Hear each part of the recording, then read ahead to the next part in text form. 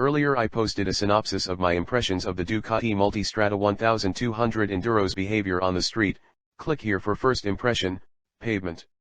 Riding the bike on pavement was awesome, but the whole reason I came to Sardinia, Italy, was to ride this new big bore ADV in the environment it was designed for, the dirt.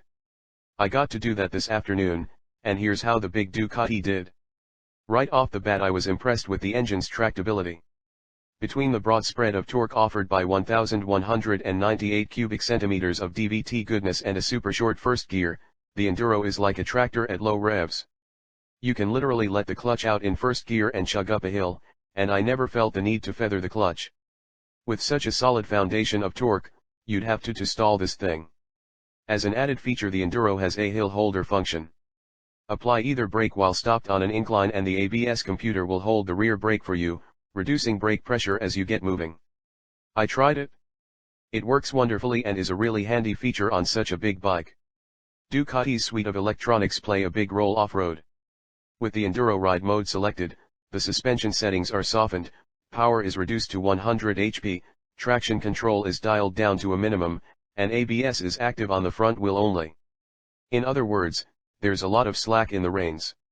I could spin or skid the rear tire at will, safe in the knowledge that I wasn't going to lock up the front tire or get too sideways with the rear.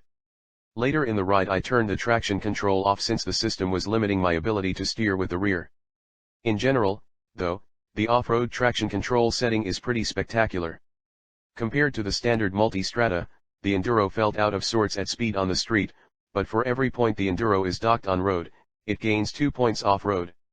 The larger front wheel and added suspension stroke suck up big hits with ease, and the front end tracked beautifully and never deflected when faced with rocks or other obstacles. The added wheelbase, trail, and rake are likely to thank for the bike's overall off-road stability, which is impressive for such a large motorcycle.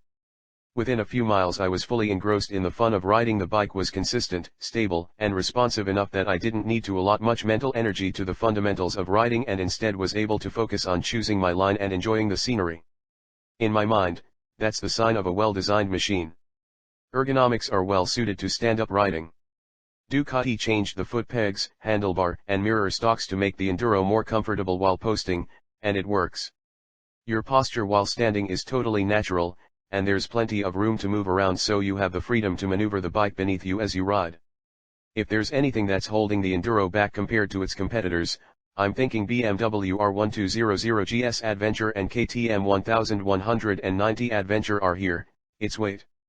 It feels heavier than both of those bikes. It is heavier than the KTM, and though it's lighter than the BMW, the GS's opposed twin engine does wonders for that bike's center of gravity, making the Beamer feel lighter than it is. The Enduro is balanced and easy to maneuver as long as you keep it within a few degrees of vertical, but get it off balance and you'll be hard-pressed to keep it upright. The 35-inch seat height doesn't help, as it prevents anyone under 6 foot something from easily dabbing a boot. All in all, the Enduro is an impressive off-roader and Ducati did a bang-up job of modifying the bike to suit its intended purpose. The fact that I'm making comparisons with the BMW and KTM should tell you just how good it is. Today's off-road ride had varied and entertaining terrain, but it wasn't particularly challenging. I'm looking forward to getting an Enduro stateside and riding it alongside the Beamer and KTM on some rougher trails so we can figure out just how good the Ducati is. I'm also looking forward to delving into the technical details that make the Enduro such a success, which I'll be doing during the flight back to Los Angeles.